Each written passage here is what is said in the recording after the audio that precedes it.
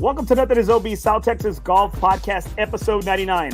Tonight's special guest is David Harrison, senior from UTSA men's golf team here in the University of San Antonio, Texas, here in San Antonio. Now, Dave's going to get into the story. He's going to come and tell us just a little bit about the big success he had at this past week, at this past tournament, at the All-American Intercollegiate out at Houston Golf Club at the tournament course. He's going to tell us how he made his way to San Antonio, favorite courses, best memories. Before we get into our interview with Dave here, as a reminder, explicit content. The opinions, the views taken are not of the sponsors or of our guests. So make sure you listen at your own make sure you listen at your own choice, all right? Make sure, hey, chime in, come on out, chime in. We want to have you out here on the show and display your comments. My presenting sponsor is FOREBROS Tour. FOREBROS Tour, make sure you check us out. We are on Facebook. We got our website, TikTok, Snapchat, Instagram. We're on all the social media platforms. Also, make sure you check out our Against the Grain podcast. It is following every FOREBROS Tour event. Never golf alone again. It's going to be a big event this Saturday at the Hyatt Hill Country Golf Club here in San Antonio, Texas. We have 108 players. We got 108 players for our Hyatt Major Open. Make sure you come check us out. FOREBROS Tour, never golf alone again. All right, let's kick things off here with David. David, thank you so much for being on the show tonight, brother. Awesome, thank you for having me. Dude, hey, big fan, man. Hey, bro, look, I got Rowdy back here. I got Rowdy back here. I got some exclusives, you know. Oh, I mean, yeah, I love it. I'm big borrowing and stealing, you know, but really it's been a lot from the women's program, all right? So I'm trying to dabble into the men's program, make my way. I got you. Yep. So thanks so much, man. Hey, so why don't you tell us, dude? You came off a great tournament out at Houston. You know, nothing like Trinity, but you know what? You're posting some of those scores, getting hot at the right time. Yeah. So I mean, the first round, that first day we played 36 holes, and it didn't get above 60 degrees, and it was blowing about 20 out of the north. So it was cold. It was cold all day. And so, I mean, like getting out there, just getting loose in that first round just didn't really seem to work. And then it kind of hit that second round, kind of hit my stride a little bit, started figuring some things out about the golf course and about my golf swing, and kind of carried them into that third round where I shot 1 under. Okay, so you know what? When you get a little bit older, you know we got our swing lube, we got our swing juice. You know, how are you able to get yourself up and going? Like, take us through. I know it's one of the later questions, one of the later bullet points I gave you, but kind of take us through like what do you do to get yourself up for a round? So I mean, so we teed off. So I'll take you through basically this last tournament. So first day teed off at 8 a.m. So it was an 8 a.m. shotgun. So we got there at 6:15. Or we left the hotel at 6:15, got there about 6:30. We eat breakfast as a team together, and then we kind of sit there, talk for a little bit. We go do our stretching, whatever we need to do, and then kind of right around 7 o'clock, or at this point was when it got dark or light outside. We went out there. We hit balls, we chip, we putt, we kind of do whatever we need to do. And about 7:45, 7:50, they take us all to our carts, and we head out and we just get going. Man, now the thing is, do you have any special rituals you have to do to get yourself up and ready? Because I'm gonna tell you, I gotta drop a deuce before every round, bro. I got you. If the colon's warm, hey, the swing's gonna be warm.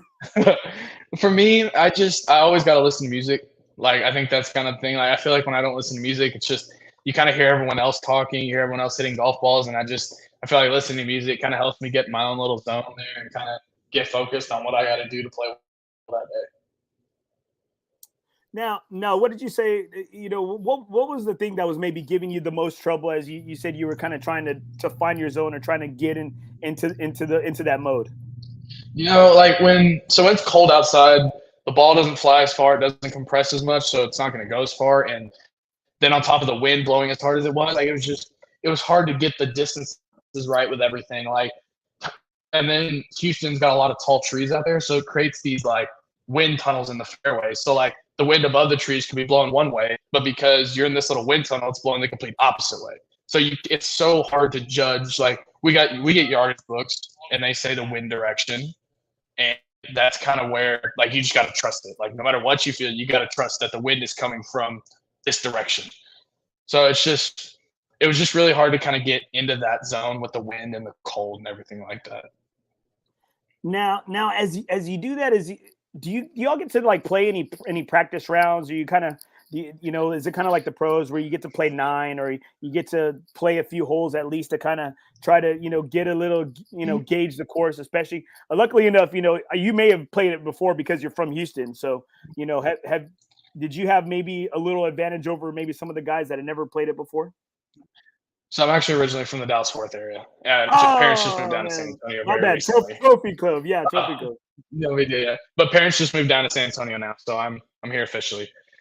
But so we always go down the day before a tournament. We always get a practice round. Whether it's we play this thing called a college am, which is basically like you have 3 guys from the team and they play with 2 guys that signed up to play with us, or so on and so forth. Or we just go out and all 5 of us play together, and we get to go. We play the round. We putt to all the different spots that the pins are going to be. Take different balls off the tee just to kind of see where you want to hit it and things like that. But I kind of benefited because we played there last year.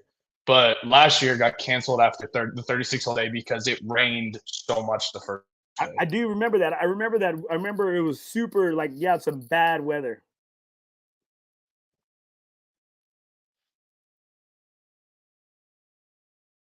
You're freezing up on me, man. Don't do this to me. Let's see right. Oh, you're kind of breaking up on me. There you go. All right. Oh, it's my connection. If by chance any Wi-Fi you have, if you can kind of like turn it off, that'll help it out, because everything's good on this end. So if by chance you have any Wi-Fi's you're able to turn off, hey, that helps. We're all good now. Okay. All right. I just got you back. Okay. No. So kind of, how did you make your way to San Antonio? So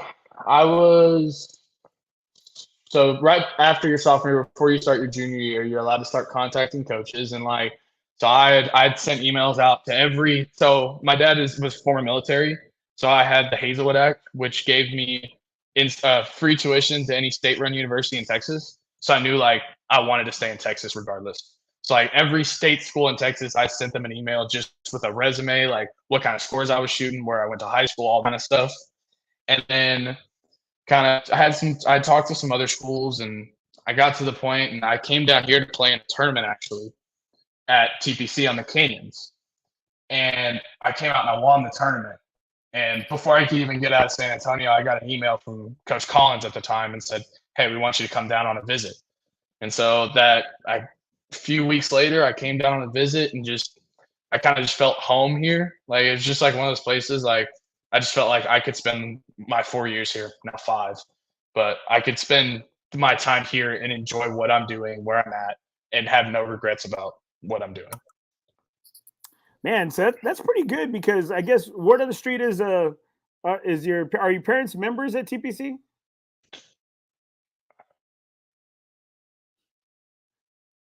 Because Mark told me you have some connections out there at TPC, with the exception of obviously it being your home, your practice area.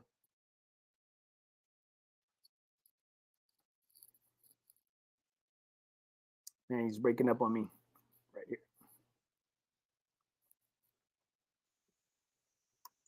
Oh, sorry. Got you back. I don't know why I'm not been very good sometimes. That's okay. All good. All good. So asking? If do you have any connections? I hear your members out at. I guess you have some connections out at TPC, with the exception of obviously it being your home course and your practice facility. I'm gonna take David off right here. You got me, David?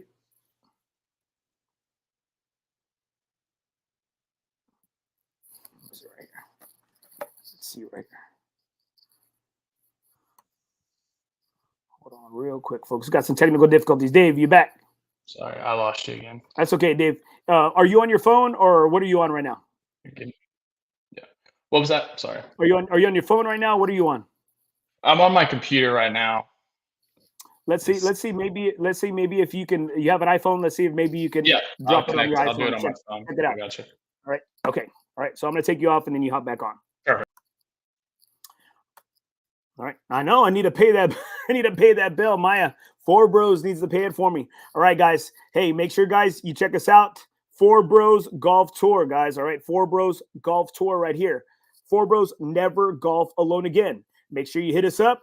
We are the hottest golf group in San Antonio. All our payouts go right back to the members. All our payouts go right back to the members. We take zero money from our members. All right. No fees, no hidden cost, no administration fees, no nothing. We keep nothing. It all goes back to the members. All right. Let's see. Get back to Dave. All right, Dave, you're on. Can you hear me, Dave? Okay. All right. You got to undo your mic. There we go. All right. He's on. Can I mute him? There you go. Okay. There you go. There we go. That's better. Okay. All right. Can you hear me? Yep. Okay. Good deal. Good deal. Thank you. Thank you, man. All right. Okay. All right, Dave. So like I was saying before we got technical interruption, thank you guys. Thank you for sticking with us. I got to pay that bill. Dave's a struggling college student. All right. So let's make sure. All right, guys. Hey, he only gets 70% scholarship wise. All right. So let's get this guy. Let's get this guy that other 30%. Right? Hey, man, are you in the MS? Are you in the HSS or what, dude? I mean, come on, man. You're trying to get off on that free Wi-Fi, dude. No, I'm over here. I got my rent. That's about it. I gotta get the Wi-Fi that they give me, and sometimes it isn't always the best. But all right, man. So as we talk about, you were kind of talking about how your kind of your daily routine and how it is as a golfer and how you made your way to San Antonio. But I was asking about so word on the street is you got some connections out of TPC. Sometimes my dad actually works for Callaway. Yes, he's a fitter for Callaway, and so like he's got some connections because so he's a member out there too. My parents just moved down here. They're members out there, and so I get to play out there all summer, and I enjoy it. And then like I said, my dad and his boss, they're really good for me. They're very insightful. His boss played college golf and play professionally, so the knowledge that they have is something that I can't replicate. Now is he who's his boss? Is his boss Ian Parnaby? Yes, sir. Hey, another road runner right there, coaching staff right there. Former road runner. There you go, right there, boy. Okay, so playing at TPC, and you know what? You got a qualifier coming up here. You got a qualifier coming up out at Live Oak at Fair Oaks. Mm-hmm. What do you think the chances are? I mean, right now, like I said, that last round in Houston really gave me this kind of confidence boost that I've been looking for a while now because I haven't been playing great. And so it's just that kind of those last two rounds in Houston really gave me the spark that, like, I think I can do something. And so I think I got a chance. I really do. Like, honestly, I wouldn't pay for the qualifier if I didn't think I had a chance. Now the goal is just to get you into that Monday qualifier, correct? Yep. This is to get into that Monday and just to give yourself the opportunity to play out there, just to play with those guys that are on tour that do this for a living as a college guy. Like, that's not something you can replicate either. Like, just the competition aspect and knowing what that's going to be you. Like, that's going to be me in a couple of years.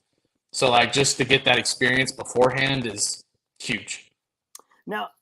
Now I like what you said because I've had golfers on the show that have played in some minor like some D2, D3, NAIA college and one of the biggest things that they've always said is they wish they would have put themselves out there more because it seems like hey, you put yourself out there, man, you put yourself out on the platter for these coaches. Mm-hmm. You think that's kind of what the difference would be maybe between playing at a D2, D3 JUCO to a D1? I think the biggest thing that I did that I think helped is just send as many emails as possible. Just get your name in front of coaches, because just if you get them out there and get it familiar with your name, like they'll see you at they recruit, especially Texas schools. They can recruit in state because Texas is one of the best states for golf, especially for junior golf. Like a lot of good players come out of Texas. Cole Hammer, the Cootie brothers, guys like that. Travis Vick. like they've all come out of Texas. So coaches are looking for kids in Texas. So just getting your name out there as much as possible makes a huge difference. Right. Okay. For Mark Villagomez, hat choices from the boys. Fire Yes. right there. Fire. Straight fire. Yes. All right, guys. So make sure, guys, hey, if you like the hats, Oakbury Golf, make sure you check out my man, Mark Villagomez, and make sure it's right there at the bottom ticker. Go to oakburygolf.com, use code. Don't use code NothingisOB. I got an update right there. Use code DH20 right here. Use DH20. All right. That's for David Harrison 20. All right. He gets a little bit of credit right there. All right. DH20. There you go. It's updated right there. Make sure, check it out. Got some fire stuff. He got some Masters hats, mulligans. I love it. Mark is one of the best dudes in the game. Agreed, 100%. He got to come down and play with us. I think, 2 weekends ago. And this is what he tells me, right? He's coming from Houston. This is what he tells me. He calls me and he's like, "Hey, bro, I ran out of gas." And I was like, Mexican. I remember my first golf outing too. Like, shoot, like, bro, like, do you need me to Venmo you $5 or what? Oh my goodness. And he goes, "Nah, man." I was just cruising. I was vibing. I was all into the music, and I was gonna get here early. I was gonna hit the range. Get some shots in, get warmed up. And I was like, "Nah, bro." He missed 4 holes, and he's like, "Hey, what did you put down for my 4 holes?" And we said, "We got bogey, double bogey, triple, and bogey." He goes, "That sounds about right." That's funny. So he's a good dude, man. He's a good dude, man. Oakbury Golf, please check him out. Got just some great fire items, quality items.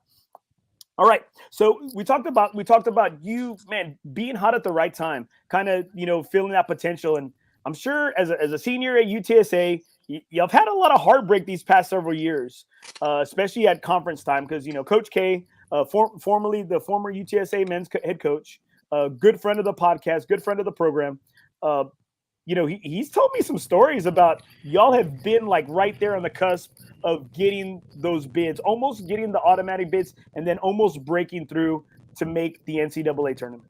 Mm-hmm. So the year before I got there, they lost in the finals. My freshman year didn't happen because of COVID, so we basically didn't get a whole spring semester there. And then the following year, they didn't make it to match play, but they had a high enough ranking to make it as like at an at-large bid. And then this past year, making it to the finals, losing 3-2, like especially for me because I was the clinching match at the time. That was rough. That had been a position that I had never really been in before. Like having that pressure of basically your team and everyone's watching, just knowing that you're the guy that's got to win. And so, like, I didn't handle it great at the time just because, again, it was a whole new experience for me, something I'd never really been a part of. And so, like, I learned what it takes in those situations. I learned a lot of things that are going to help me moving forward. Dang, dude, that's tough because and I know you always try as a coach, right? I've been teaching and coaching for going on 17 years. And you always try to, and whether it's basketball, baseball, softball, right? You always try to put your kids in those pressure situations, right? And that pressure is really hard to duplicate. Yeah, at a conference tournament in the finals, you basically at conference for us, you play a practice round, 3 18-hole rounds, and then the last day is a 36-hole match play. So like that was 18 holes practice round, plus another 54 holes. And then a morning match of 18 holes. So you get to the back 9 of that last round on the last day, you're beat. That's so much golf you've played already. And then to have the mental fortitude to keep pushing and keeping yourself in it, it's hard. And that's not, like I said, that's something I'd never really experienced before. And I think especially with a lot of the full swing going on right now, you one of the constant quotes for those PGA golfers is they say golf is hard, right? Like, and I hear a lot of other podcasts kind of chopping it up saying, well, what do you mean golf is hard? For the people who don't know what it's like to be inside the ropes, who don't know what it's like to be on that tee box when it's pressure down one. And I think match play is like the purest form of one-on-one golf. Like, I mean, it's like your stones. I mean, you put it all out there. Yeah. It's you versus one other guy, and that's it. It's you versus him And I think it's so hard for me to explain to people because people always look at sports like football and baseball and basketball, and that's a very physical grind, which it is. But golf, it's a little bit of a physical grind just because you're playing 36 holes and you're walking with a bat in your back. Like it's a long day, but it's such a mental grind more than anything because really you're playing a 5-hour round of golf. You're only hitting shots for 15 minutes of that. So a lot of it is just walking with your own thoughts. And so just it's such a mental battle when you're playing a round of golf, especially at a Division I level, especially in that scenario, whenever you kind of feel like the whole world is watching you and you're just kind of there with no one else. You got you and that's it. I got Jeremiah Sierra right here. Playing golf, is he in for the records or for the money? What's your main drive? For me, it's just I feel like I've put so much time and so much effort into golf, just wanting to see it pay off, wanting to make it on the PGA Tour, wanting to win a PGA Tour event. I think for me, like I've never really thought about the money aspect of it. I think for me, it's just been the feeling of you've put in all this work, you've sacrificed a lot of time and a lot of things that a lot of normal college students get to do. That whenever you hit that point of you've made it, it just feels like that wasn't for nothing. And I think God puts you in these situations, so you know what you can. I always tell the kids, I said, hey, if it's not a loss if you learn, right? If you Exactly. if you learn from it, and if you had to like, or outside looking in, looking back at it, Mhm. what could you done? You think could have been a little bit some things you could have done differently to maybe change that outcome? I think at the time, like through 9, I was all square, but like I felt like I was losing because like I missed a couple opportunities that would go up on him a little bit, and I think I got so angry and so lost in the fact that I should have won those holes that I didn't realize, hey, you're still all square with 9 holes to play. Like it's not over. But I took it so hard because I knew I was the match that was going to decide it that I thought I missed opportunities, and then I think that caused me to kind of overreact down the stretch where it mattered.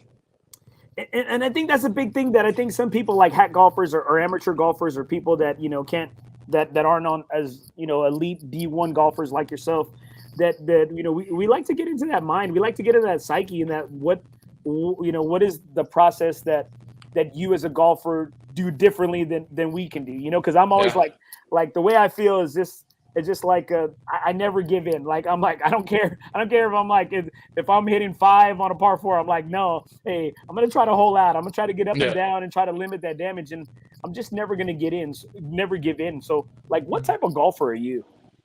I'm my dad doesn't like it, but I'm a very aggressive player. Like I'm always like I'm gonna go for it. I'm gonna hit the shot that isn't the high percentage shot, but I've always think of the what ifs, and I always think I could pull this off and it looks really good, but I think I get into trouble with that because then I hit shots that you probably shouldn't hit, and then it causes big numbers. But I've actually recently, the last few tournaments, I've really kind of put that into perspective and really just thought about, hey, like golf at this level, everyone's good.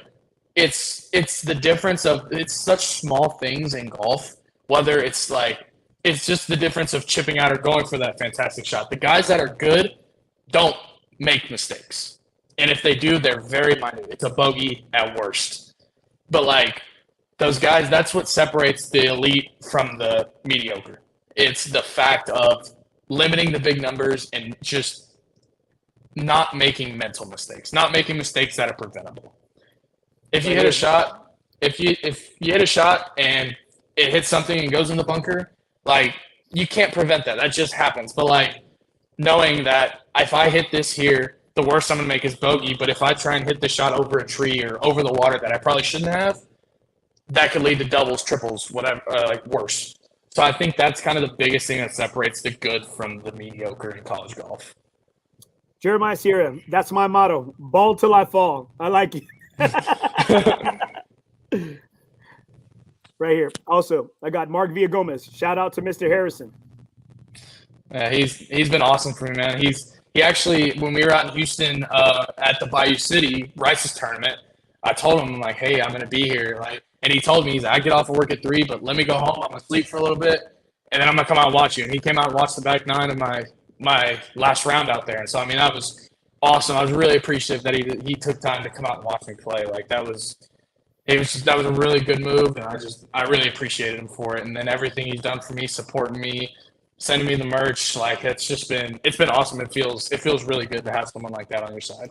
And I think I'm going to tell you, I'm a 5'3" Mexican, trying to do something in the city of San Antonio in golf, and I'm sure golf can be a very elitist, exclusive group, right? Yeah. And so I'm going to tell you, having the support or somebody, just having somebody in your corner that you might not know well, I mean, it makes a difference, right? It really does. I'm sure you do. I'm sure you feel that. It really does, and just the fact of knowing that guy, like he's gonna be there for me, like he's gonna help me out when I need it. He's there 100% of the time. Anytime I shoot a text, I get a response right away. Like he's always there if I need anything. Like it's awesome to have a guy like that in your corner. And like you said, golf is very like I think the stigmatism around golf is that you got to be rich, you got to have a lot of money. But like the best thing was like I saw like they're trying to make golf more affordable because it's coming so popular. Like all the city courses they're offering pretty good rates. And like I said, I went to Costco today and they had a full set of golf clubs for $530. They look sick too. I mean, like I don't think I've ever seen anything like that before. And so I think it's really good to grow the game of golf that way, because I think golf is something I always talk to people that are like older, 30s, 40s, 50s. Like they're like, man, I wish I would have started when I was your age. Man, I wish I would have started when I was your age. Because people love golf and love the atmosphere around golf. But people don't realize it till they're older and like they've kind of retired and they don't really know what to do. So they pick up golf and realize how fun it is. Shoot, man, I can't play flag football no more. I can't play basketball no more. I take things personal, man. I take it personal, and I'm like, You know what? Hey, let me take my attitude to the golf course, and I can only be mad at one person and one person only. Exactly. Okay, so your dad being a fitter, so I guess you get hooked up with clubs. Please tell me you do. I'm taken care of. Oh, there you go. Say it. They're good for me. I'm normally good. They swap me out, whatever it is. Like they hook it up. They're not. I don't get them for free, but they hook it up. They give it to me very, very nicely. All right, that's what I want to hear, because you know what, you got to be taken care of, man. So I guess you're playing the new Iridium. Yeah, the Paradigm. There it is. I don't know. It is. Yeah, the Paradigm. It is in the bag right now. How is it hitting for you?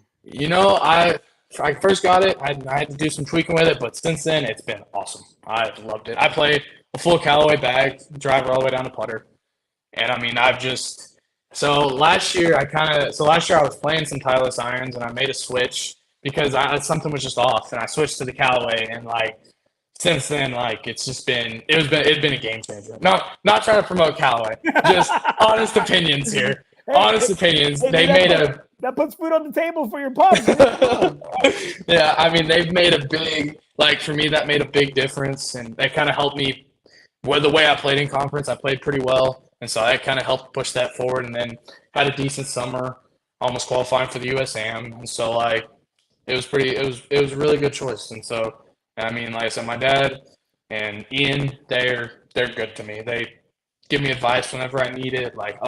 Ian's helped me call him if I ever need anything. So it's always nice to just have a guy like that to be able to call up when you have any questions. All right, so let me ask you this. I know in the regards to what I sent you, we're kind of jumping the gun, and that's okay. It's my show. We get to do whatever the hell we want to do. Right? So as you know, because you got the conference championships coming up soon. Mm-hmm. Is this your final year? Do you have one more potential COVID year? I have my COVID year next year that I decided. I decided right after COVID I was going to take it because I'm young for my grade. Like I'm a senior and I just turned 21 in August. Yeah, you look like a baby. So yeah, I'm young for my grade. So I thought, I take my 5th year. I'm 22, which is when most people graduate anyway. So I'm like, it's just that extra year to mature in golf and be able to kind of take that extra year to mature and to kind of plan out what I want to do for professional golf, because professional golf is confusing, especially when you're first coming out of college, because it's not just like, oh yeah, I'm going to go play on the PGA Tour. Like You got so many different tours you can play, so many different qualifyings. Like it's so confusing. So right now I'm trying to gain that knowledge of kind of what I need to do whenever my time comes. I know you college guys, y'all have your little secret society in y'all's off seasons, right? Because I see one of your teammates. I think his name is Jack. I think his name, right? Jack Wayman. Yes. Okay. I see Jack playing all the time at Oak Hills, right? And he's. Oh no, that's Patrick. Patrick's at Oak Hills. Okay, there you go. Right. Yep. So I see him playing with guys from Rice, San Jose State. I see all the bags, right? I see all the bags, and I see them playing like 5-some, 6-somes, and I mean they're hauling, dude. I'm in a foursome, and I'm like, these guys are hauling, right? These guys are hauling. Yeah. And I know it's fun over the summers. Y'all got your secret society of y'all's little like collegiate golf games. Now, are y'all able to play for cash, or is that something that is frowned We're upon? not. A lot of us play for bragging rights. Y'all play for handshakes. It's always fun because like even just like when you're done at the golf course to say, I got you. Like it's fun to just kind of that competitive energy. It's hard to replicate, but over the summers, whenever guys come back home to San Antonio, because San Antonio's got a lot of good golfers. A lot of guys that play Division I golf. So whenever everyone's at home and we're all able to play together, it's a lot of fun because it's that friendly competitiveness, but it's also like, I want to beat this guy. So it gets fun. All right. And tell me, being a D1 collegiate golfer, and obviously your home course being TPC, do you get like, hey, do you tell like the pro over there, hey, can you make a call to Briggs Ranch for me? Or do y'all have like ins or outs? Because I mean, y'all get on all these courses, and I know y'all don't pay crap for them.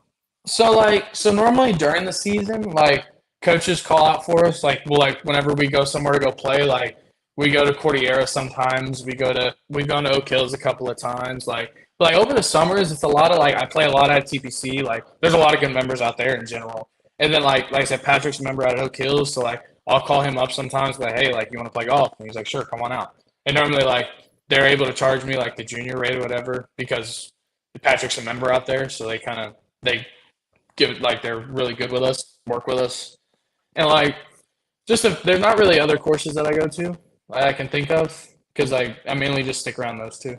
Yeah, I mean, shoot, I mean, you got like the top notch, the top PGA. Exactly. I mean, like you got two courses at TPC and then a course at Oak Hills. Like, I mean, there's not really much more that you can ask for as a 21-year-old. Right here, Mark. Competitive, like that 30-foot putt I drained on Andy 2 weeks ago. It was for par. I mean, it was for par.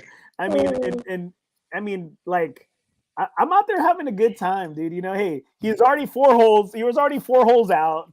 I mean, it's coming in hot. He was sweating. He just took some Nike golf shoes out of the box. It's like his mom tucked his shirt in, combed his hair over. You know what I mean? And for $10. That's awesome. For $10. Yeah. Yes. Okay, man. I mean, all right. Come on, man. I'm trying to host. Awesome. I'm trying to host. I'm trying to help host the tournament. I'm trying to entertain. That's okay, man. All right. So as we get further and further in the year, you're playing hot and you're hot and heating up at the right time. What is your biggest role that you have on your team? Because like, hey, like there's a lot of experience that is still on your team. You got guys, you got Christian out there, you got Hunter out there, and I mean these are names that have been like mainstays these past several years. And so like, what is the big expectation like going into conference, and like what is something that you need to do in order to give your guys the best chance?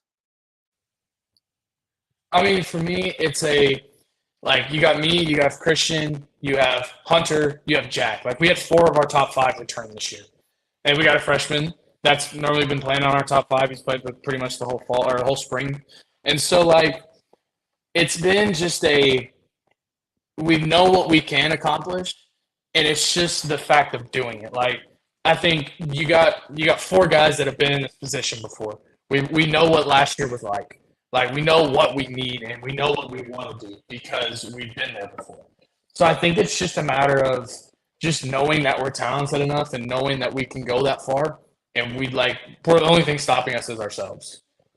What is your role on the team? Like, are you a guy that has the put up numbers like you did at this past week's tournament? Or you like the anchor, or you like that middle guy, or you just the mainstay? Like what is your role that you have to play to the best of your ability to get to that next level?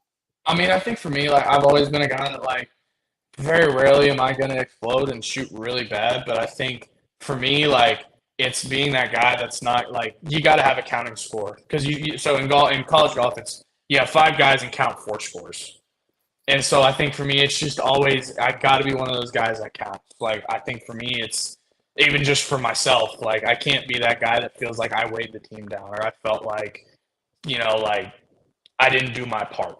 And so I think for me, that's kind of my biggest role is just being that guy that coach can count on and be like, hey, this guy is going to put up a number.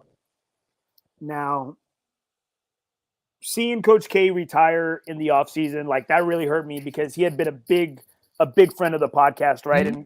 And hey, coaches love other good, solid coaches, right? And he could tell a freaking spit a story out here, right? Yeah. And you know what? And he was really good to us. And I know he did some great things, putting UTSA on the map, like bringing it, making it relevant when he took over the program. I think he said like they were like in the 200s or the high 100s, right? And making it relevant. How has things been different, or how has the success been with the new coach? With help me with the pronouncing the name, Coach Wernicke. Wernicke. How has it been under his tutelage here? It's been awesome. Like I love Coach K. Like I said, he was the one who recruited me. He was my coach for 3 years, and just that personality that he had was just contagious. Like everyone loved to be around him. He had so much experience in college golf. He'd been doing it for over 25 years or something like that. So he had the knowledge of college golf that a lot of people don't have. Like he was up there. He was up there with the McGraws and stuff like that with knowledge of the game of college golf.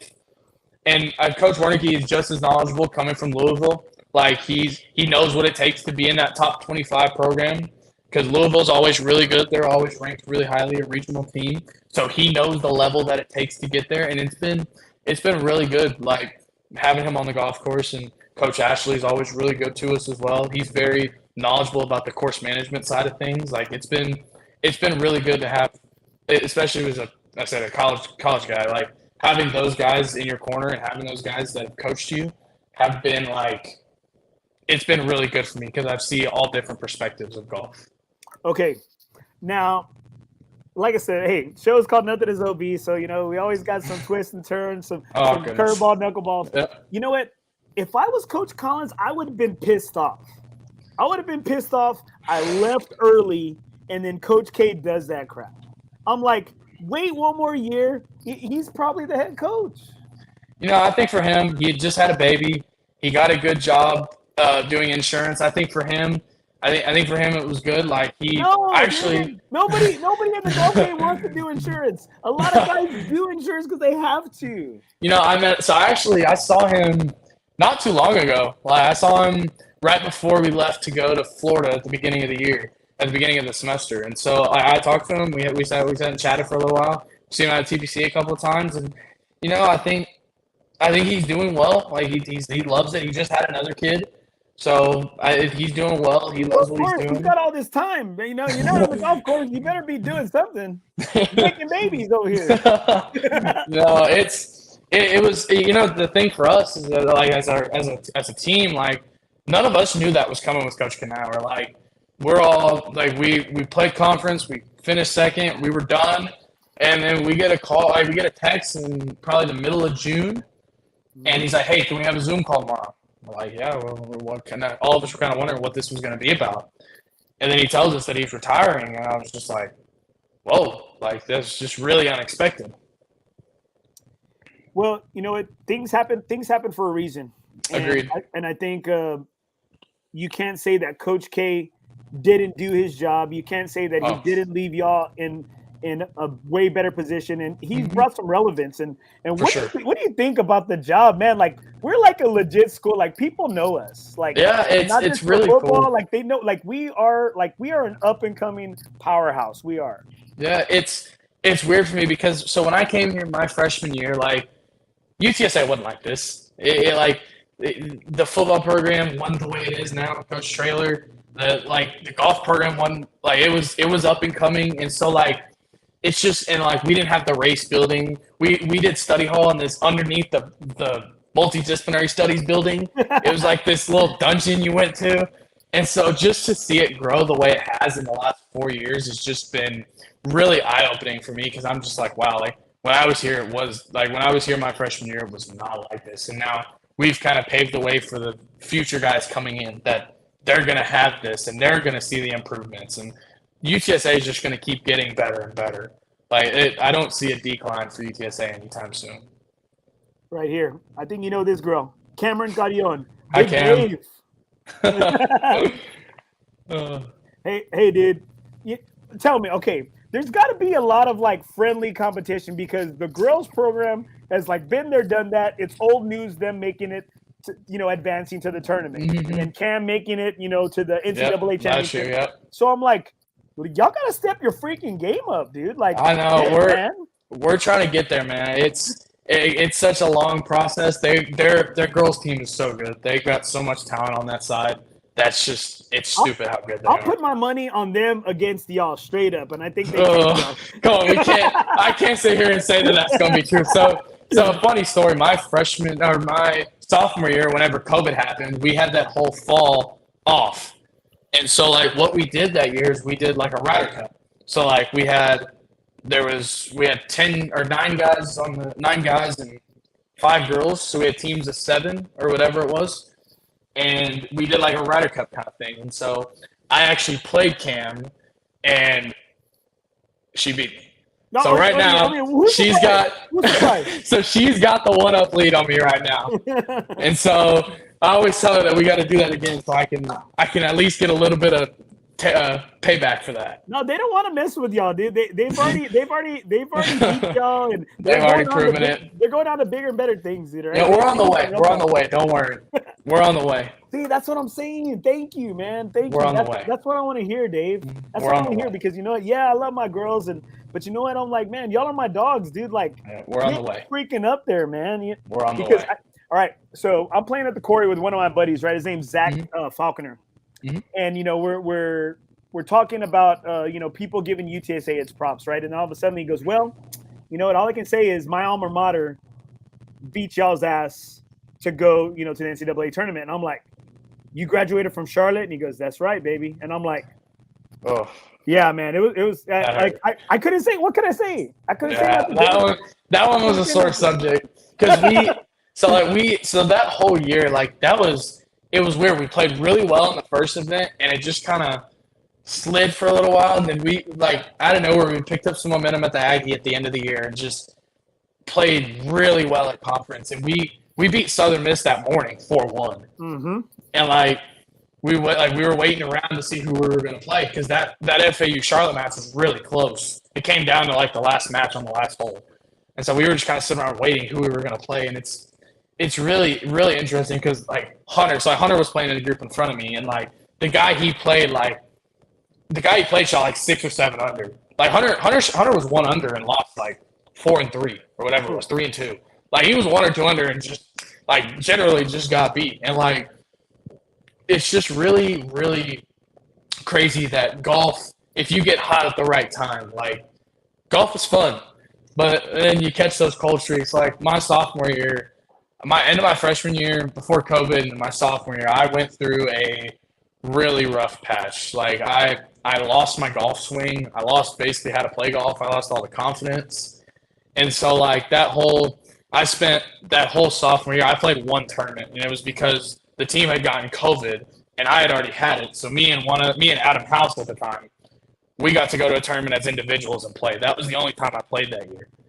And so for me, that was just such a hard stretch to go through because you're just coming out of high school.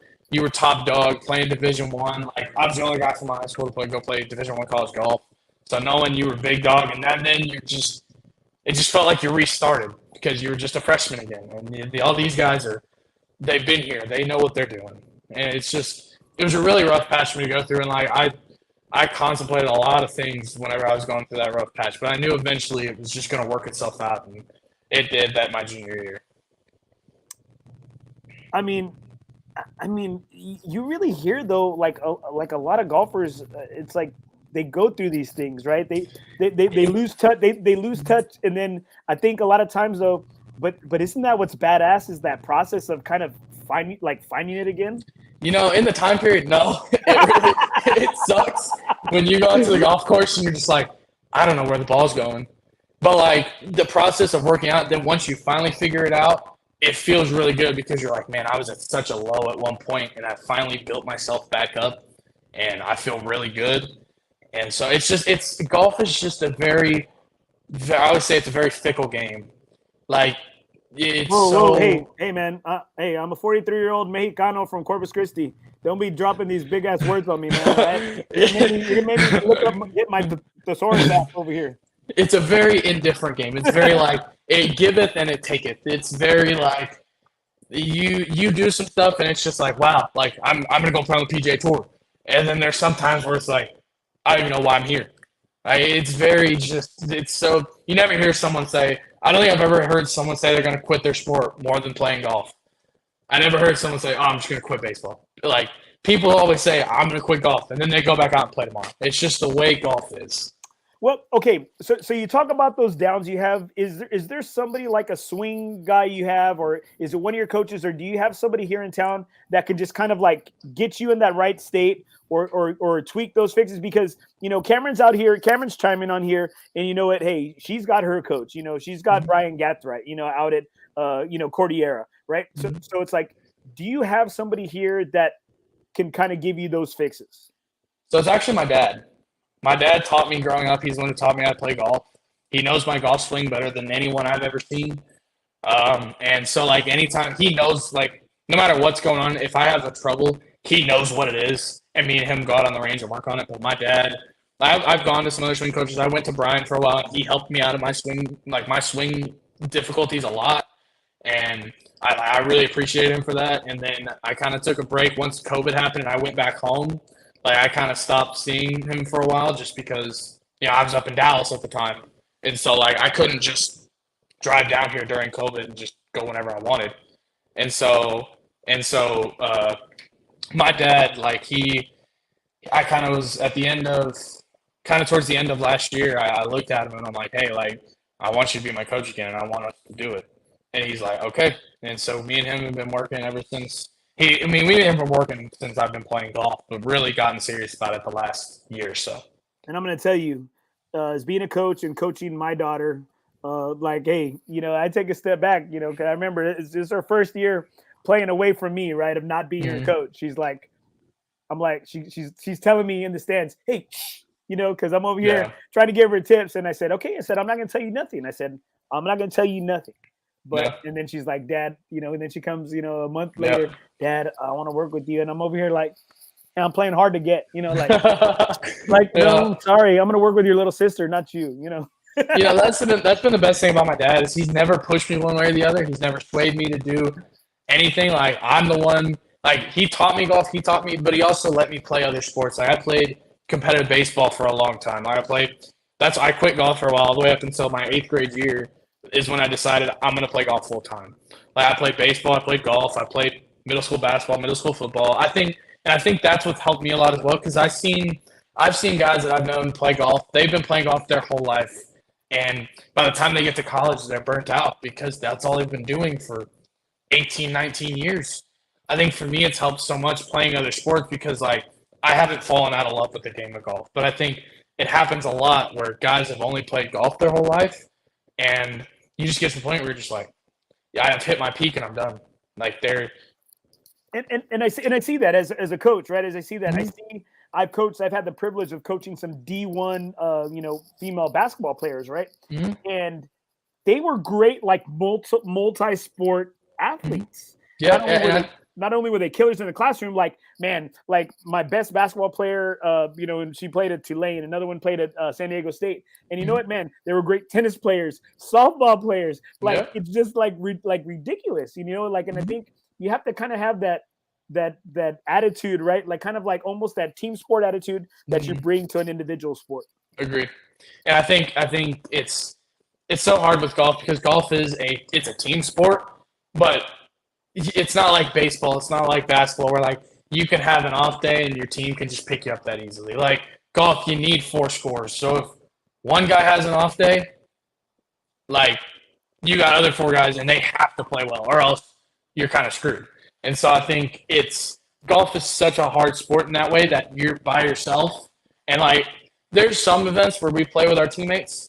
Like, we'll play, two of us play with two guys from another school. But a lot of the times it's just you with three other guys from three other schools, and you got the coaches out there, but they got five guys to look after, and there's only two of them. So like, a lot of times you're on your own. All right, let's get into some fun stuff right here. Favorite golf movie? The greatest game ever played. The greatest game ever played, or 7 Days in Utopia. Hey, man, you're getting super sentimental over here, man. Super sentimental. Yeah, here. I love it. All right. Favorite part from one of those movies? I think for me, it's whenever Francis we met in the greatest game ever played gets to the first hole, and his caddy Eddie's trying to put the sand tee in the ground, and it just falls apart, and he's just looking around like, what's going on? And so I think that's a good one. Easy peasy lemon squeezy. Easy peasy lemon squeezy. Favorite course here in town? And don't give me this TPC crap. So it's got to be outside TPC. Outside of TPC, I love Oak Hills and I love SAC. Those are kind of my two. San Antonio Country Club. Those are kind of two of my favorite around here because of the history behind them. They've been around for so long. Old courses. Gosh, old courses. But man, like you feel like the ghost of golf there, right? I mean, you do, and man, like they're immaculate. Like I love those. They really are. I love those turtleback greens there at Saks, and man, in Oak Hills, it's such a tight course, charm. Yeah. Tough, but it's just cool the history behind those golf courses. Like San Antonio Country Club, the oldest golf course in San Antonio, and then Oak Hills was built in like 1926. And so, like, just knowing kind of the history behind these golf courses is really cool. A Tilling House original right there, man. All right, okay. What was maybe one of your favorite or your best golf memories that you've had? College or high school, or just kind of overall? Just anyone. So in high school, like I made it to state my senior year. Like, granted, I lost in playoff, but I shot 66 on the last day at state, a bogey-free 66 to get into a playoff for the lead, and so that was really cool in high school. And then in college, my freshman year, the last term of the fall was in Hawaii. Ooh. So we took a week trip to Hawaii for a tournament, and that was easily the most fun I've ever had in a college tournament. Just the atmosphere of getting to travel with your five guys and two coaches to Hawaii, was just awesome. Dude, that's amazing. Yeah, those are experiences that you just you're never gonna get again. Like being able to do that. Favorite club in your bag? Oof. Gotta be the driver. Oh yeah. Gotta be the driver. Hey, it's got to be the newest thing you have, right? It's got to be. All right. Craziest story that's happened to you out there on the course? Oh man.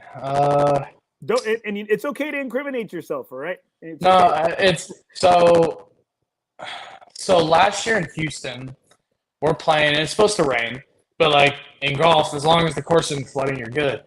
So we're playing, and I got 4 holes in, and my rain gear had been soaked through. Like, I was serious. I was wet underneath my rain gear in 4 holes, and we had to play 36 that day. You need to get a new Callaway guy. That's what it sounds like. You need to get... It wasn't the rain gear's fault. It was raining so hard out there, and just some of the weather that we've gotten into is just like, I've played in the hail before. Like, I've played when it's been blowing 30 to 40. Last year when y'all hosted the tournament out at TPC, man, it was crazy weather. I think like that first day or two, right? Yeah, so that was when we hosted the Cabo my sophomore year. That because the Cabo got moved out here. It was like 40 degrees and blowing 30. I was out there. I was out there the next day. Yeah, you're out there the next day. Yeah, that day it's just like some of the weather that you gets crazy, and just like, and I think that feeling of like when we were at conference last year and like we had made it, like we were playing well, and it's just that feeling around dinner, like we all sit together and eat as a team. That feeling of like, hey, we might be onto something special here. Like, it's just it was a really cool feeling to happen. All right, a couple of hot topics that are going on right now. What are your thoughts on rolling the ball back? For me, I don't understand it. Like, I think golf has evolved into this. People don't want to see like I think if you do that, then people aren't going to see the 21, 22 under pars that you're seeing now in golf tournaments. Like, because, I mean, those guys, they're going to be hitting the ball shorter. They're going to have longer irons in the holes. They're not going to be able to hit it as close. And, I mean, I don't see a point. But at the same time, I see the flip side where it's like, that shows who the really true good players are because they have to hit everything in their golf bag. Now, it's not just driver wedge, driver short iron into every hole. Like, they've got to show that they've got a full arsenal. But for me, at the same time, I think there's so many other rules in golf that need to be looked at before you talk about rolling the ball back. See, and I think Rory, I really like Rory's takes, and I think that's one of the reasons why a lot of my boys give me shit because Rory's kind of been in these majors, right? Yeah. He hasn't been showing up, right? He hasn't been showing up on Sundays, right? Mm-hmm. Well, I love Rory because of his takes, like. Hey, I mean, he's a big dog. Like, you know what? He doesn't need anybody to tell him that he's one of the greatest golfers ever, right? Like he does. He knows it. No one needs to tell him that, right? And he does. Yeah. He puts the work in, right? So you know what? Mm-hmm. He's a worker, right? Yep. And so I love his take because he kind of always goes like everyone's going this way, and Rory, he'll veer off to the side. And for a while there, I was thinking like, why would they want to do this? But then I saw Rory's take on it, and I was like, that's really like. That's smart. Like I see why people would agree with this because it's like it's not just who can hit driver wedge the closest; it's who can hit their long irons. Because like unless it's like a U.S. Open or a PGA Championship, you're not seeing guys do that. Like they set up a normal course, they're not watering the fairways. They're hitting iron wedge, driver wedge, into a lot of par fours. And so I mean, like I think you roll the ball back. It takes golf back to that time where. You had to be good with everything, or else you weren't going to win. And I think what it does too is like Rory had been chasing that distance too. And I think what this does for him too is like, hey, it brings everybody. It levels the playing field. It levels the playing field, and you know what? I got to be better than these guys, right? I got to be. Yeah, I don't. I think, like I said, I think there's other rules in golf that need to be looked at before you start talking about rolling the golf ball back. All right. What are your thoughts on Ricky beating Rahm today at the Del Masters? So me and my dad were talking about it. Ricky is going to win this year. BDR, baby. He will win a golf tournament this year. He's so close, and I think he had that stint where he struggled, but he's back with Butch Harmon. I think he will win this year. I think that just showed it right there. Granted, it's match play, but still, I think Jon Rahm right now is one of the best golfers in the world, if not the best. He's hot. He's in that hot stretch that we talked about. Yep. He is playing really good golf, and to see Ricky Fowler beat him, I'm like, I knew that there's a chance that he could win. My concern over that is that I don't know if you had a chance, if you've had a chance to see the commitments at Valero. They're thin, right? Like I mean, I'm not going to try to sugarcoat it. Lord willing. Things go well. I'll be helping cover a portion of it. For the podcast. Commitments are thin, and you can tell that LIV is really hurting these non like designated events. But I mean, I'm hoping the time slot. I'm hoping somebody needs to get in, to qualify for Augusta, and being right before Augusta helps us. But like Ricky doing well. It's not boding well for us because he might not come. Yeah, I love this tournament because it's right before the Masters, so you get to see a guy who probably isn't going to make it in the Masters, like JJ Spawn last year, Corey Connors, guys that weren't going to make the Masters, they win this tournament. And those are both cool ass dudes. Yeah, they're good guys. And so like to see the Valero the way it is, I think is really cool because I think you see the true grit of guys that don't have it yet. They're close. They're able to make it on these tournaments, but they're nipping at the Masters, they're nipping at the majors. So I think it's really cool to see guys like that fighting to make it to Augusta. And I love it. You love to see it, right? Because because it always comes down to, right, like 18. It always comes down to what is it? Yep. 16, 17, 18, right? Yep, those three holes. And that berth, that money, that purse is everything, because what are they doing? Those guys are partying out with everybody and all the members, right, that night, and then what are they on? They're on a plane to Augusta the next morning, National the next day. Yep. And so I think it's just so cool to see guys like that make it. I love watching. I love watching major golf, especially like the U.S. Open, because I don't like seeing guys shoot 25, 26 under par, because I think people look at that and they're like, oh, golf's easy. But they generally set up the courses to where they're going to shoot that, because no one wants to watch a regular PGA Tour event shoot 1 or 2 under. But the U.S. Open is my favorite major of the year because it shows that they're human just like any of us, because they set the U.S. Open up hard. I love it. So, I love it, man. I love it. The score's like, what is it? It's been like, I loved it that year. Brooks won it, I think, like a 2 under. Yeah, I love seeing I love seeing barely under par winning, because I think it just shows that, I mean, they're gonna make the same mistakes we are. But I think a lot of times, like, I'm not saying the PGA Tour is easy. I'm not saying that at all. But I think a lot of times they set up some of the courses to play easier just for the sheer viewing aspect of it. Right here. The golf father here, the granddaddy of golf here in town, Dave Roberts from Texas Golf Insider. It's not the live, it's the TPC. It's not set up like Augusta. So stars skip to prepare conditions of the Masters. Okay, and Dave, hey, Dave's forgotten more golf than I will ever know, and he's a damn good buddy of mine, right? Co-host of the Texas Golf Insider, longest continually running golf show in town, right? In Texas, all right? And a super huge mentor of mine.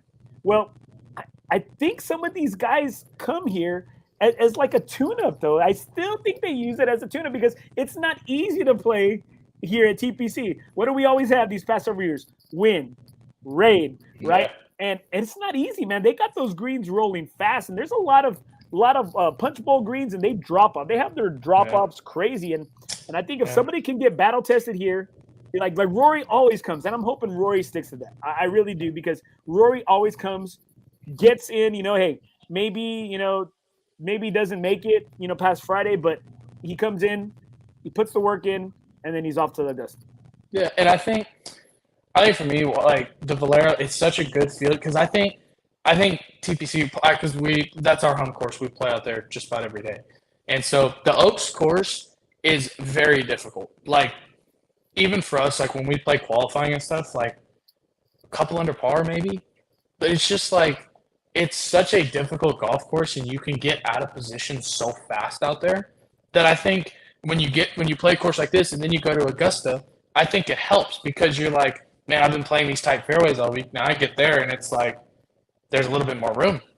And I think as well, it's just the competitiveness, like just of playing an event. I think that helps a lot. All right, Dave. Shut up, Dave. No VTO winner goes on to win the next week at the Masters. You're right there, Dave. You are so right. I'm in total agreement with you there.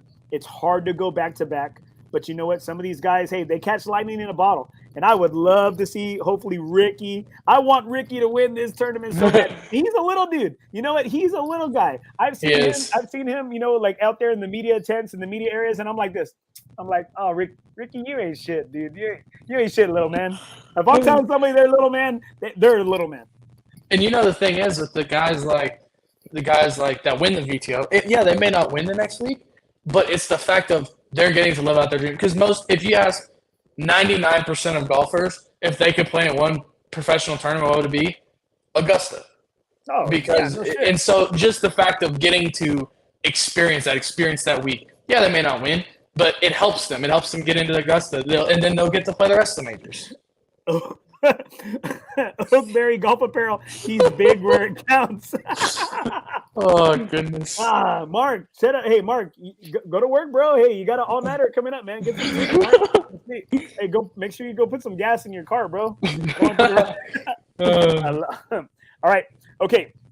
So, who do you think? As a PGA professional, who is there has the best type of game to come in here that is going to be able to win Valero? And I know it's hard because there's not a lot of commits. There really isn't. Yeah, I haven't really looked at the list lately. Like, I know I saw a few guys. I'm a hawk, man. Hideki's coming. Coming. Jimmy Fox is coming. Ricky's on the list so far right now. You got former champs coming. I think Zach Johnson will be there. It's Spawn. Yeah, I think TPC is just so hard to gauge because I think it suits a lot of different games. Like, I think guys that hit it a long way, it suits them because they can reach some of the par fives that these other guys can't. But I think guys that hit the fairway consistently are going to have the most success out here because if you can just hit the fairway, that takes a lot of the trouble out of play because if hitting it in the rough when it's overseeded the way it is right now, it is thick and it is not easy to play out of. And then when you get even outside of that, it's like rocks. And like if you went up to all of the guys on our team and you went to look at their bags, you would see rock chips in just about every iron in our bag because you get out of position at TPC. That's kind of what you're stuck with. All right. And right here, backtrack a little bit. All right. In regards to y'all's Ryder Cup style, right. Cameron Gallon, let's do it soon, Dave. You know what? I want to play because you know what? She's tough, but you know what? Okay. My best part of my game is like I just get to people, right? That's my trait. I get to you. Like I will wear your ass down, especially for 18 holes. Like I'm annoying. I'm a little shit. Like I just do like I have like baby tiger tendencies, where I just do these things that just to rattle you. I fuck with you. And you know what? One of my boys said this because I also too, didn't have a swing. I mean, I'm not a great golfer, but there was a point where I lost my swing and I was still talking shit. And one of my boys goes, "Hey bro, you play good, you can talk shit. But you know what? You're not playing good and you're still talking shit." And I said, "Damn, that's a good point. I am still talking shit, even though I'm not playing good." And I'm like, you have to play somewhat good, so at least you could back up. You got to back up your game, right? US Canadian guys on our team, like I talk the most mess on the golf course. I don't care how I'm playing, what I'm doing. It's just the way I am. I like to mess around. I like to just I talk mess, and it's most of the time I can't back it up, but I'm gonna say it anyway, just because why not? But you're a D1 golfer, bro. You're 6'3". You're 6'3". You're almost like the LeBron James of golf, bro. All right. And the funny thing, you look at, I've seen some guys at golf tournaments. I'm like, my goodness. Like, there's this guy I knew that played golf at A&M. He's 6'7". God damn it. He was huge. And you know what? Those are always the guys that in a scramble or a picture, they want me to stand right next to him. And I'm like, why? See, my head could be right at your waist level. Like, get out of here, dude. Right. So we got some comments right here. Alex Macias, Tiger sucks. He has just been kicked off right now. I don't ever want to hear that. Ever want to hear that. Right here. Okay, best part of my game is best part is drinking beer. Oh, hey, Michelob Ultra, the official beer of NothingisOB Golf Podcast. All right, Michelob Ultra. All right, there you go. Okay, you don't have a best part of your game. I'm telling you, like, you know what? I play a good third or fifth wheel. I really do. Like, I'm that guy. Like, I'm a good anecdote. I'm always really there to have fun. All right, tell me. One of the last questions here. Favorite PGA player? It's hard for me. I love Sam Burns, Tony Finau. I like a lot of the guys. Tony Finau. I love watching him play golf. I think for me, I just like watching good golf. Like, for me, I don't care who I'm watching. Like, and I love watching, for me, like, it's weird. I don't like watching just regular golf, like watching, like, any PGA Tour event. But, like, when it comes to the majors, that's what I watch. Like, I love watching the majors. So I love that Tony Finau. One of the good guys. I'm hoping to see him commit. I'm so hoping to see him commit because, man, he rolls deep out here, man, at BTO, right? Because, I mean, hey, JW Marriott, one of the best resorts out there. And so, man, that dude rolls deep with his familia, right? I mean, there's like 20 plus, right? Yeah. And all those Samoans and Tongans out there. And you know what, man? Like because, he is a huge family guy. And they overrun the freaking resort area, the pool and everything. His wife and everybody follows him. And it's great. And it's beautiful to see because, like, they have a true love and a true bond for the man, the head of their household. And it's freaking beautiful to watch. His wife is so nice. Will talk to anybody. And it's always great because before he was really on the come up, I loved him from the Big Break on the Golf Channel. And he was always kind to me. So he's some guy. And plus he's a Nike guy. And so, hey, I always root for him. All right here, John White. If you're going to talk the talk, you got to walk the walk. Shoot, man, that's true. I got big calves, so you know what? I like to walk the walk, all right? Okay, Right here, man. Last thing. Who are you playing your final round of golf with? My final round of golf. Is it like a foursome or what? It's your call. I mean, I think for me, I got to go with my dad.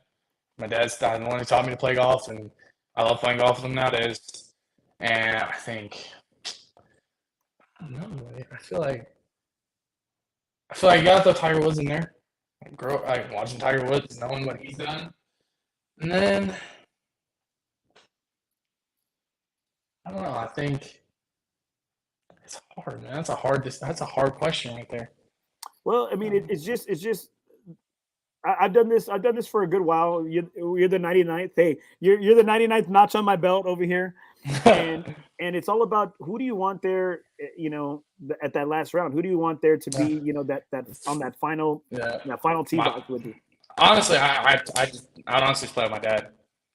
Like he's the guy who's taught me everything. Me and him have a really special bond because of golf, and so like for me and like. Me and him, even like nowadays, like he comes to just about every tournament that I play. Like even he gets off work and he's like he comes, like he's there just about every tournament, no matter where it's at. And so just that bond that me and my dad have when it comes to golf is something that it's hard to replicate. It's hard to kind of duplicate with anybody else. Why you got to do that to me, bro? Like why do you got to do that? I was raised by 4 women. You're getting me emotion lotion over here. That's beautiful, bro. Because I'm gonna tell you, Dave. I'm gonna tell you. If for those people that don't know, those that are listening, and thank y'all so much for everybody listening and supporting tonight, supporting my man Dave Harrison, senior out of UTSA, kicking ass, taking names, representing us the best way possible on and off the course. I started this podcast because it's a way, like right now, like we're in a twosome right now. Hey, you're in the cart with me. We're on the course together, and I started this podcast as a way to stay connected to my dad. Golf saved our relationship. It saved our friendship. It brought us closer together. We lost a lot of time apart from each other. And this podcast has just got us here. And so when you say your dad, I freaking love that, man. That's freaking beautiful. We wish you nothing but the best this upcoming season. We're going to root so freaking hard for you out at NCAA, at the NCAA regionals, or at the NCAA conference. So you can make the regionals. You can make that big dance. We're pulling for all you guys, my runners. I'm so proud of y'all, guys. Make sure, guys, you support my man, David Harrison. Make sure you check him out. Make sure you support Oakberry Golf Apparel. Go to www.oakberrygolf.com. 20% off, DH20. Dave, do you got anything? Any final words, brother? Nothing. I just want to say thank you so much for having me. I've actually been wanting to do this for so long now, just be on a podcast. So it's been really cool to kind of share kind of what I think, my stories, stuff like that. So just thank you very much for the opportunity. Hey, man, you're awesome, bro. You're awesome, man. If you don't want to play anymore, you're probably going to have a good opportunity, man, to be in the media business, all right, man? Hey, dude, let's get out there, man. I'll get out there. I'll take your money out on the putting green, on the chipping green. You know what? On the par threes, I got you, bro. I got you. I don't know about anything else. You live right down the road from me over here. I know. We'll go play some golf sometime.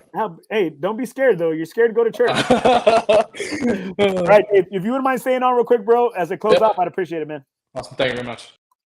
All right, man, what a badass guy. I'm so happy to have one of the male golfers for the UTSA men's golf team out here. I show a lot of love to my women's team. It's about time I show it to the men's team. Man, one of the best guys, one of the best young men out there. Super proud, 05 runner over here. Super proud that he's representing my school. I'm a proud road runner. If you can't see right here, 2-0, Rowdy, UTSA over here. Hey, guys, make sure we support this young man, support San Antonio golf, support UTSA golf. Remember, in the game of life, nothing is OB.